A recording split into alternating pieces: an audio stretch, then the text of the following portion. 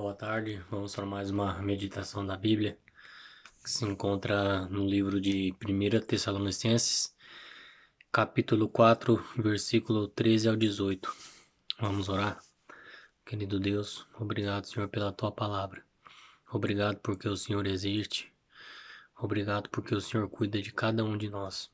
Perdoa os nossos pecados, que o Espírito Santo possa traduzir essa mensagem em nosso coração, em nome de Jesus. Amém. Olha o que diz 1 Tessalonicenses, capítulo 4, versículo 13 ao 18.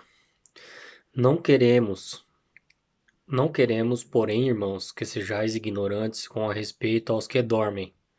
Aqui Cristo está dizendo a respeito aos que estão mortos, aos que dormem. A Bíblia chama essa palavra, né? Quando fala aos que dormem, são as pessoas que estão descansando, né? Que já morreram. E a Bíblia fala que é como um sono a morte. Por isso que se fala aos que dormem. Para não vos entristecerdes como os demais, que não têm esperança. Pois se cremos que Jesus morreu e ressuscitou, assim também Deus, mediante Jesus, trará em sua companhia os que dormem, os que estão mortos. Ora, ainda vos declaramos, por palavra do Senhor, isto nós, os vivos, os que ficarmos até a vinda do Senhor, de modo algum precederemos aos que dormem. Então aqueles que tiverem vivo, aqueles que forem salvos em Cristo, não passarão pela morte. Não passarão pela morte. Portanto, o Senhor, mesmo dada a palavra de ordem, ouvida a voz do arcanjo e ressoada a trombeta de Deus, descerá dos céus, e os mortos em Cristo ressuscitarão primeiro.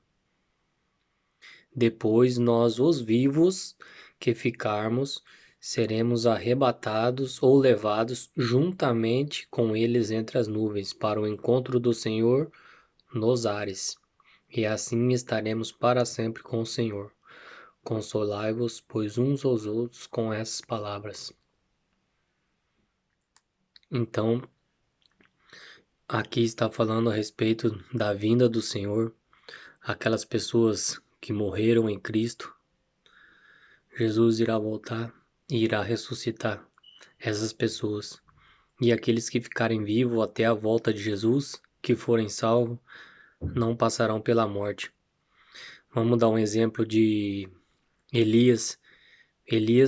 O profeta Elias não passou pela morte, ele foi transladado por Deus, ele está no céu. Assim diz a Bíblia.